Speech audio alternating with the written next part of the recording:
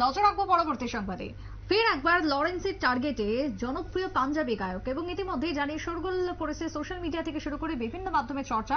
AP ডিলনের দুঃখিত বাড়ির বাইরে চলল গুলি, হামলার দায় নিল জেলবন্দি লরেন্স বিষ্ণোই। কথা বলবো, টেলিফোন লাইনে রয়েছেন প্রতিনিধি শুভেন্দু সরকার। শুভেন্দু, লরেন্সের টার্গেটে জনপ্রিয় পাঞ্জাবি গায়ক, এবং ইতিমধ্যে বাড়ির বাইরে গুলি চলাকে কেন্দ্র করে কি জানতে পারছো, আপডেট কি রয়েছে? একেবারে দেখো সুপ্রীতি, আমরা দেখেছিলাম এর আগেও লরেন্স বিষ্ণোই যে কুখ্যাত গ্যাংস্টার, সে সংবাদ শিরোনামে এসেছিল বহুবার। যে সমস্ত বলিউড স্টার রয়েছে বা পাঞ্জাবি যারা গায়ক রয়েছে তাদেরকে মারার হুমকি, সিদ্ধু মুসেওয়ালাকে মেরে তারপরে সে সংবাদ শিরোনামে এসেছিল, এবং বর্তমানে সিদ্ধু মুসেওয়ালাকে মারার পর কিন্তু সে জেলবন্দি অবস্থায় রয়েছে।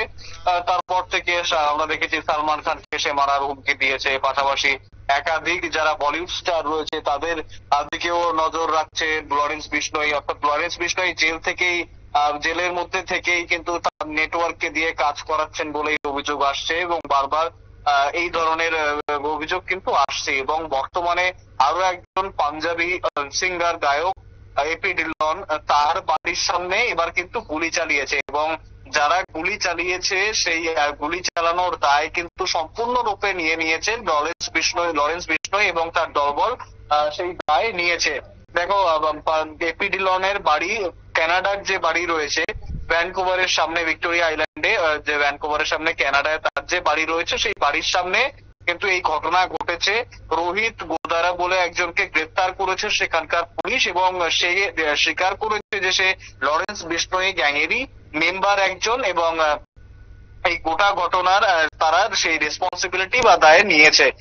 স্বাভাবিকভাবেই যে আমরা কথা বলে আসছি লরেন্স বিষ্ণোই বা গ্যাংস্টার, পাঞ্জাবের গ্যাংস্টার, তা নিয়ে কিন্তু রীতিমতো চিন্তা বাড়াচ্ছে। দেখো, স্বাভাবিকভাবেই আমরা দেখেছি ভারতের মধ্যে সেই ঘটনা, সিদ্ধু মুসেওয়ালাকে একেবারে তার বাড়ির সামনে মারা হলো, একদম প্রকাশ্য দিবালোকে তাকে গুলি করে মারা হলো। পাশাপাশি সালমান খানের মতো একজন এত আইকনিক একজন মানে এত প্রভাবশালী একজন ব্যক্তিত্বকে যেভাবে বারবার মারার হুমকি দিচ্ছে, এবং বিভিন্ন সময় কিন্তু আমরা দেখেছি সালমান খানকে মেরে ফেলার হুমকি, খুনের হুমকি দিয়েছেন এই লরেন্স বিষ্ণোই, এবং লরেন্স বিষ্ণোই তার দলবল।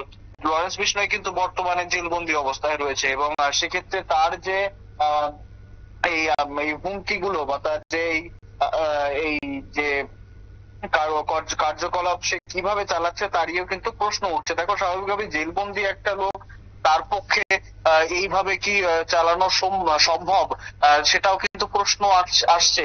এবং তাহলে তার নেটওয়ার্ক কতদূর বিস্তৃত বা সে কতটা পাওয়ারফুল হতে পারে, যার ফলে সে ভারতের একটি জেলের মধ্যে থেকে কানাডায়, যেটা কিনা একটা বহির্রাষ্ট্র এবং একটা ফার্স্ট ওয়ার্ল্ড কান্ট্রির মধ্যে পড়ে, যেখানে ল থেকে শুরু করে সমস্ত সিস্টেম আরো ভারতের থেকে মানে আরো আরো আটোসাটো, এবং সেক্ষেত্রে সেই জায়গায় দাঁড়িয়ে এই ধরনের ঘটনা কতটা প্রভাব থাকলে তারপরে সম্ভব তা নিয়েও কিন্তু প্রশ্ন রয়েছে। এবং কিভাবে বিষ্ণোই এটা পাচ্ছে, তদন্ত যারা করছেন, গোয়েন্দারা যারা তদন্ত করছেন এই ঘটনা, তারা কি আদৌ এর কোনো কুলকিনারা খুঁজে পাচ্ছেন, বা লরেন্স বিষ্ণোই তার গ্যাং ব্যাং, তার যে দলবল রয়েছে সেই দলবলকে যে কন্ট্রোল করার জন্য বা কোন রকমের কোনো পন্থা খুঁজে পাচ্ছে কিনা, সে নিয়ে কতদূর এগুলো সেই নিয়েও কিন্তু প্রশ্ন রয়েছে সুপ্রীতি। একেবারে তাই, ধন্যবাদ তোমায় শুভেন্দু। অর্থাৎ এই মুহূর্তে দাঁড়িয়ে জেলবন্দি অবস্থায় থাকার পরও কিভাবে এই আক্রমণ, কিভাবে এই হামলা চালানোর ছক রীতিমতো কষা হচ্ছে, এর পেছনে কে বা কারা জড়িত থাকতে পারে এবং তাদের ধরতে কতদূর পদক্ষেপ গ্রহণ করা হবে জানিয়ে উঠে আসছে একের পর এক প্রশ্ন। ছোট্ট একটা বিরতির পর ফিরে আসবো, সঙ্গে থাকুন।